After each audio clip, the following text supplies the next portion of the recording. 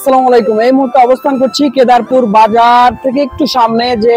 সামনে আপনারা অবশ্যই দেখতে পাচ্ছেন যে কেদারপুর বাজারের যে বৃষ্টি দিয়ে ইতিপূর্বে কিন্তু ভারী যানবাহন চলাচল করেছে, আর সেটা কিন্তু বর্তমান সময়ে ভেঙে ফেলা হচ্ছে এবং রাস্তা পাশে বড় করা হয়েছে। এই পাশটাতে আমি যদি একটু দেখাই যে এখান দিয়ে সরাসরি লাউহাটি যাওয়ার জন্য যে রাস্তাটি করা হয়েছে, এখান থেকে সরাসরি লাউহাটি পাকুল্লা যাওয়া যায় এবং কি যাত্রীদের জন্য, বিশেষ করে যাত্রীদের জন্য যারা বাচ্চা কাচ্চা নিয়ে রাস্তার পাশে দাঁড়িয়ে থাকে, অনেক সময় দেখা যায় বাস আসতে অনেক সময় লেট হয়, এর জন্য কিন্তু এখানে যাত্রী ছাউনির কাজ কিন্তু অবিলম্বে করা হচ্ছে যাত্রীদের সুবিধার্থে, এবং তারা এখন কাজ কিন্তু সচল বর্তমান সময়ে তারা কিন্তু কাজ করতেছে। এরকম যাত্রী ছাউনি বিভিন্ন জায়গায় কিন্তু সংরক্ষণ করা হয়েছে। এই দিকটা দিয়ে যাওয়া যায় সোজা পাকুল্লা লাউহাটি একদম সরাসরি টাঙ্গাইল। আর আমি যদি দেখাই ঠিক আমার এই পেছন সাইডটা দিয়ে কিন্তু সরাসরি ঢাকা আলামপুর যে রাস্তাটা সেটি, এবং আমাদের ঠিক বা পাশটাতে কিন্তু নাগরপুর, সরাসরি নাগরপুর এই দিক দিয়েও কিন্তু টাঙ্গাইল যাওয়া যায়। প্রপারেতে যাত্রীদের জন্য কিন্তু এই যাত্রী ছাউনিটি করা হয়েছে। অনেক সময় বাচ্চা কাচ্চা নিয়ে কিন্তু মহিলা সহ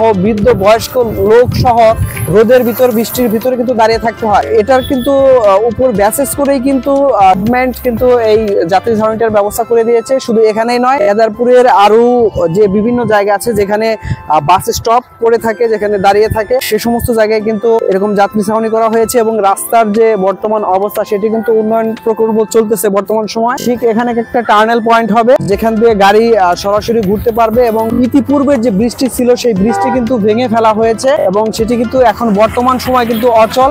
এর ডান পাশটাতে আমি যদি দেখাই যে এর ডান পাশটাতে কিন্তু বেশ একটা বাঁক রয়েছে। এই বাঁকটা সোজা করার কারণে কিন্তু দেলদুয়ার লাউহাটির যে রাস্তাটা সেটি কিন্তু করা হয়েছে, এবং সেটি বর্তমান সময় কিন্তু টু লেন আকার ধারণ করেছে। বর্তমান সময়ে টু লেন করা হচ্ছে এবং পরবর্তীতে আশা করছি যে এটি অতি দ্রুত সময়ের ভিতরে বাকি রাস্তাগুলো কিন্তু সচল করা হবে। ভিডিওটি দ্রুত শেয়ার করে দিন যাতে করে আরো যে রাস্তাঘাটে বিভিন্ন জায়গায় যে ভাঙাচোরা ব্রিজগুলো আছে সেগুলো যেন সংস্কার করা হয়। ধন্যবাদ সবাইকে। এর মতো এখানে বিদায় নিচ্ছি। আসসালামু আলাইকুম।